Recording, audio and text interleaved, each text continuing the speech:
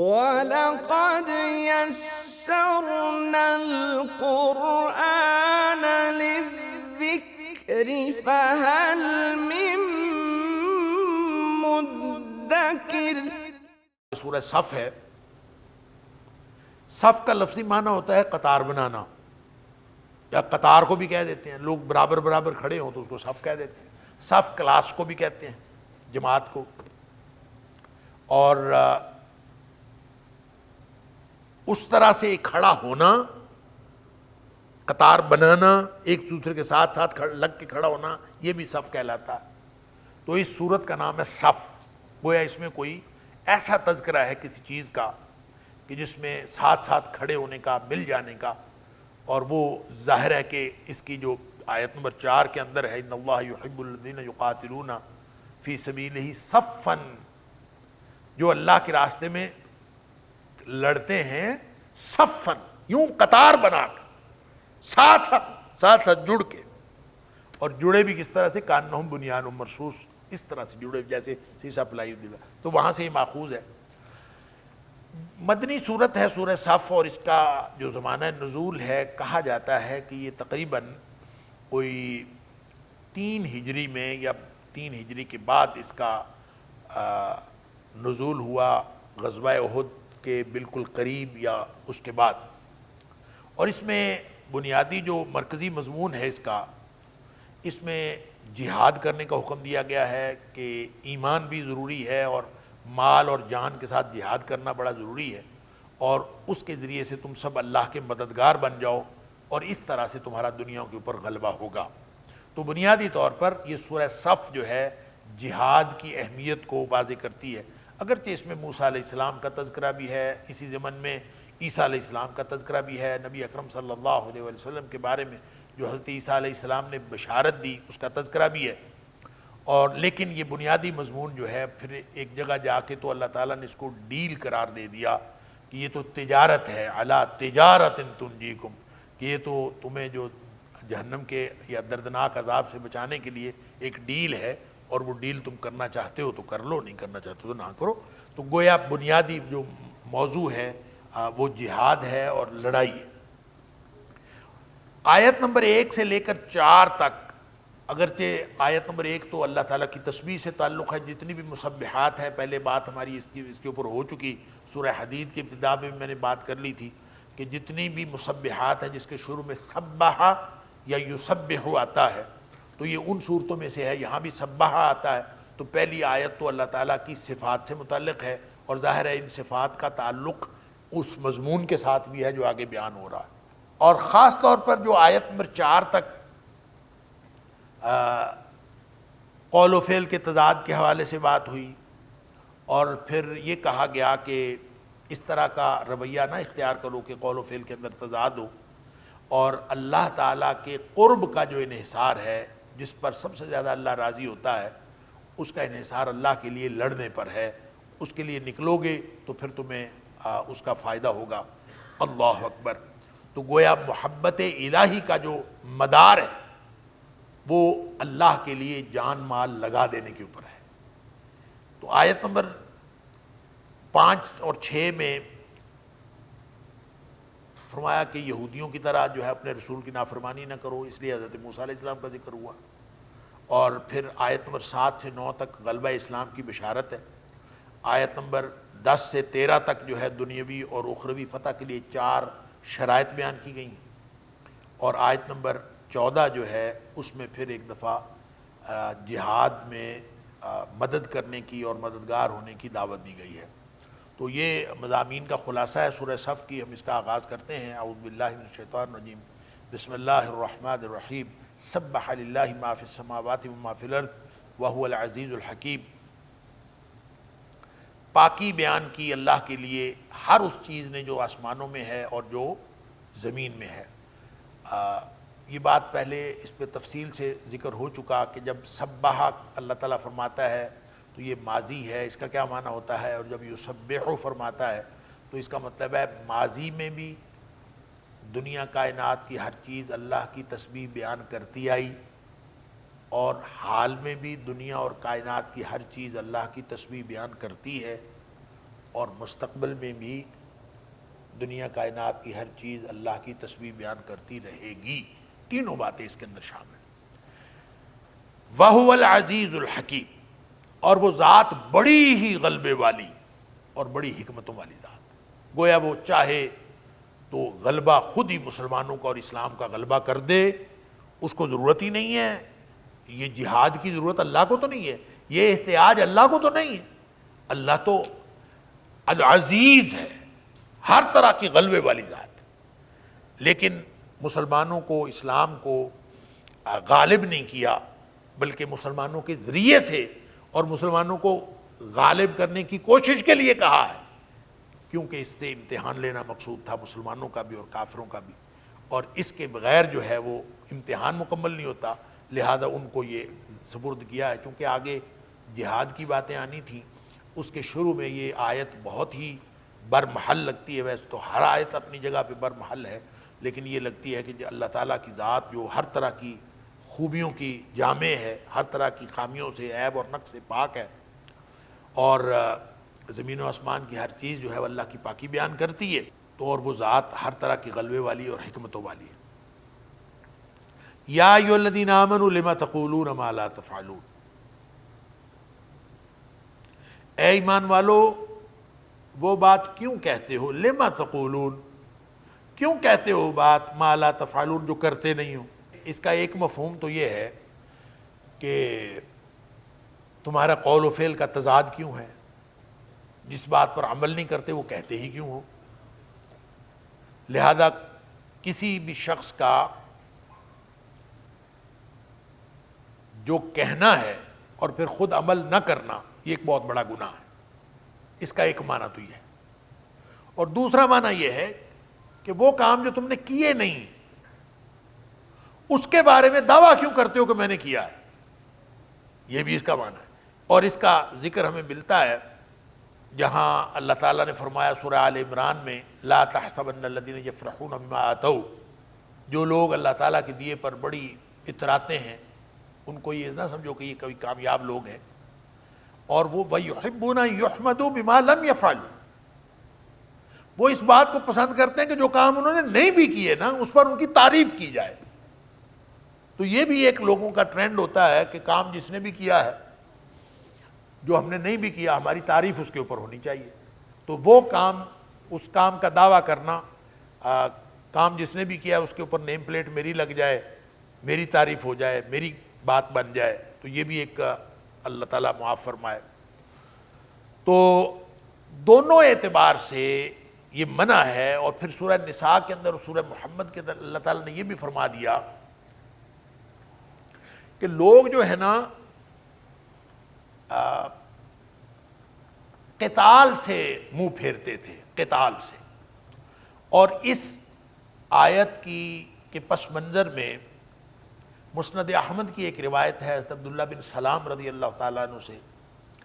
وہ فرماتے ہیں کہ ہم لوگ آپس میں باتیں کرتے تھے کہ کون سی بات جو ہے، کون سی چیز اللہ کو سب سے زیادہ پسند ہے. ہم آپس میں باتیں کرتے تھے، اور ہم میں سے بہت سارے لوگوں نے یہ تک کہا کہ ہم چلتے ہیں نبی کریم صلی اللہ علیہ وسلم سے جا کے پوچھتے ہیں کہ کون سا کام اللہ کو سب سے زیادہ پسند ہے، ہم وہ کریں.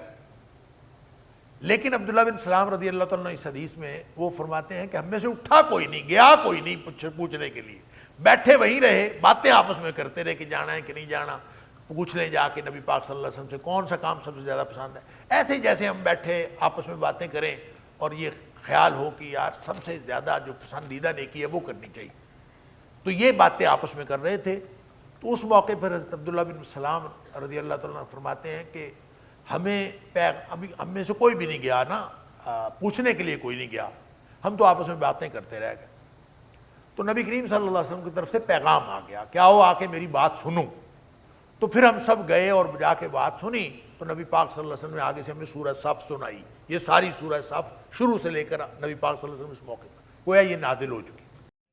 وَلَقَدْ يَسَّرْنَا الْقُرْآنَ لِلذِّكْرِ فَهَلْ مِن مُّدَّكِرٍ وَلَقَدْ يَسَّرْنَا يسرنا القرآن للذكر فهل من مدكر۔ اسی طرح حضرت ابن عباس رضی اللہ تعالیٰ کا بیان ہے جس کو ابن ابی حاتم نے اپنی صحیح سند کے ساتھ روایت کیا، اور امام طبری نے اپنی تفسیر کے اندر بھی ان کا ذکر کیا ہے، اور بڑی معروف ہے یہ بات کہ صحابہ جو ہے انہوں نے آپس میں بات کی تھی کہ ہم کوئی کام ایسا کریں جو اللہ کو سب سے زیادہ پسند ہو، تو اگر ہمیں اس کا پتہ چل جائے نا کہ وہ کون سا کام ہے تو ہم وہ کریں۔ تو جب اللہ تعالیٰ نے بتا دیا کہ وہ تو جہاد ہے، قتال فی سبیل اللہ، ویسے تو ساری زندگی مومن کی جہاد ہوتی ہے، جہاد کا مطلب ہوتا ہے اپنی پوری کوشش کرنا، تو المجاہد من جاہد نفسہ فی طاعت اللہ، اصل مجاہد وہ ہے جو اپنے نفس کو اللہ کی اطاعت میں لگانے پر پوری کوشش کرتا ہے۔ یہاں سے جہاد شروع ہوتا ہے، اور پھر وہ سورہ حج کی جو آخری آیت ہے اس میں یہ بڑی تفصیل سے ہم نے بات کر لی تھی کہ ساری چیزیں جہاد میں آتی ہیں، لیکن جہاد کا جو کلائمیکس ہے نا وہ قتال ہے، اللہ کے لیے اللہ کے دشمنوں سے لڑنا۔ تو جب یہ حکم آ گیا تو صحابہ نے پہلے تو اس کیوریوسٹی کا اور اس تجسس کا اظہار کیا تھا کہ ہمیں پتہ چل جائے کہ کون سا عمل ہے۔ جب آ گیا تو اس کے بعد جو ہے وہ حضرت ابن عباس رضی اللہ عنہ کا قول یہ ہے کہ بعض لوگوں پر یہ شاق گزرا، بعض لوگوں کو مشکل لگا کہ یہ تو بڑا اوکھا کام ہے، اب ظاہر ہے کہ جہاد کرنے کے لیے جائیں تو جان بھی مال بھی سب چلا جاتا ہے۔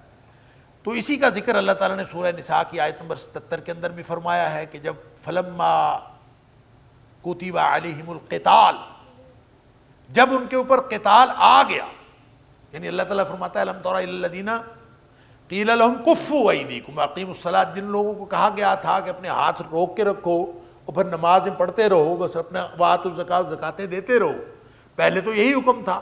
فلما کتب علیہم القتال، جب قتال فرض کر دیا گیا تو یہ ذرا مشکل معاملہ تھا، اس پہ پھر جو ہے لوگوں کے اوپر مختلف طرح کے اثرات ہوئے، خاص طور پر جو منافقین ایکسپوز ہوئے، اور ہم نے دیکھا کہ جہاد کے موقع پر ہمیشہ جب بھی جہاد کا موقع آیا منافقین ایکسپوز ہو گئے، چاہے وہ احد کا موقع تھا، چاہے وہ احزاب کا موقع تھا، چاہے وہ تبوک کا موقع تھا، منافقین ہر جگہ پہ جب بھی جہاد کا موقع ہے وہ ایکسپوز ہوئے ہیں۔ تو اللہ تعالیٰ فرماتا ہے فلما کتب علیہم القتال اذا فریق منہم یخشون الناس کخشیۃ اللہ، لوگوں میں سے اس وقت ایسا گروہ بھی نکل آیا جو لوگوں سے اتنا ڈرتا تھا، لوگوں کی عظمت کا رعب اتنا تھا اس کے دماغ میں، دل و دماغ میں، کخشیۃ اللہ، جس طرح اللہ کی عظمت کا رعب ہونا چاہیے، اس طرح کا رعب، اس طرح کی دہشت لوگوں کی تھی۔ اللہ اکبر۔ او اشد خشیہ، بلکہ اس سے بھی زیادہ ڈرتے تھے لوگوں سے، لوگ جتنا اللہ سے ڈرنا چاہیے۔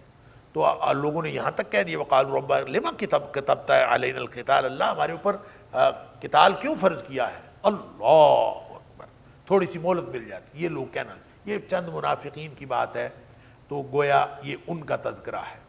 اسی طرح سے انہی منافقین کا ذکر سورہ محمد کی آیت نمبر 20 میں بھی ہوا، وہ بھی ہم پڑھ آئے ہیں، جس میں فرمایا کہ فَإِذَا أُنزِلَتْ سُورَةٌ مُحْكَمَةٌ وَذُكِرَ فِيهَا الْقِتَالُ، جب ان کے اوپر محکم صورت نازل ہوئی اور اس میں قتال کا ذکر کیا گیا، رَأَيْتَ الَّذِينَ فِي قُلُوبِهِم مَرَضٌ يَنظُرُونَ إِلَيْكَ نَظْرَ الْمَغْشِيِّ، تو منافق جن کے دلوں میں مرض تھا وہ آپ کی طرف یوں دیکھتے تھے جیسے ان پر موت کی غشی طاری ہوئی، یعنی موت پڑ جاتی ہے منافقوں کو قتال کا نام سنتے ہی۔ اللہ اکبر۔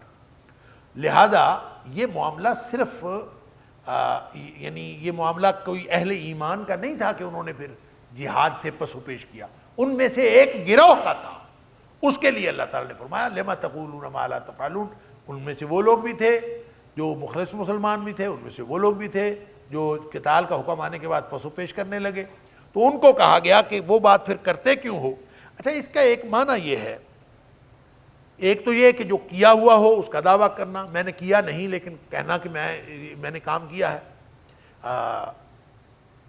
یہ وَيُحِبُّونَ يُحْمَدُوا بِمَا لَمْ يَفْعَلُوا، کہ جو کیا بھی نہیں اس پر میری تعریف ہو جائے، یہ بھی ایک ٹرینڈ ہے، یہ بھی غلط ہے، اس کو بھی منع کیا گیا۔ اور یہ بھی کہ جو کہنا ہے اس پر عمل کرنا ہے، یہ نہیں کرنا کہ قول و فعل میں تضاد ہو۔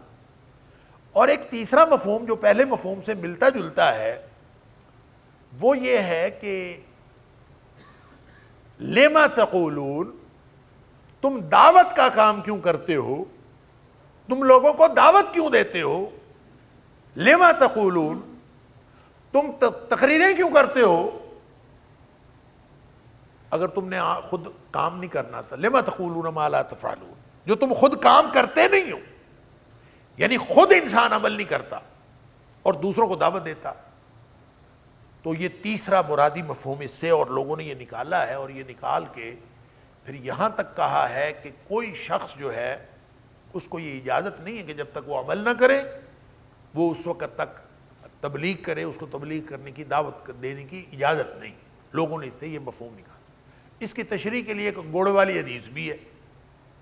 اچھا، گڑ والی حدیث وہ یعنی عجیب بات ہے، اللہ تعالیٰ معاف فرمائے، کوئی حدیث نہیں ہے ایسی، بنائی ہوئی ایک من گھڑت، کہ نبی کریم صلی اللہ علیہ وسلم کے پاس ایک خاتون آئی تھی، اس نے کہا کہ میرا بیٹا گڑ بہت کھاتا ہے تو اس کو جو ہے وہ آپ منع کریں، یہ گڑ نہ زیادہ کھایا کرے۔ تو آپ نے فرمایا کل آنا۔ تو وہ اگلے دن آئی تو آپ نے پھر اس نے آ کے وہی بات کی، تو آپ نے فرمایا اس کے بیٹے سے کہا کہ بیٹے تم گڑ نہ کھایا کرو۔ تو اس خاتون نے پوچھا کہ یہ بات آپ کل ہی فرما دیتے، کل آپ نے نہیں فرمائی۔ تو آپ نے فرمایا کہ کل میں نے خود گڑ کھایا ہوا تھا تو میں نے اس لیے اس کو منع نہیں کیا، تو آج میں نے خود گڑ نہیں کھایا تو آج میں نے منع کر دیا۔ لما تقولون ما لا تفعلون، یہ ایک حدیث کوئی نہیں ہے اس طرح کی، یہ بالکل من گھڑت بات ہے۔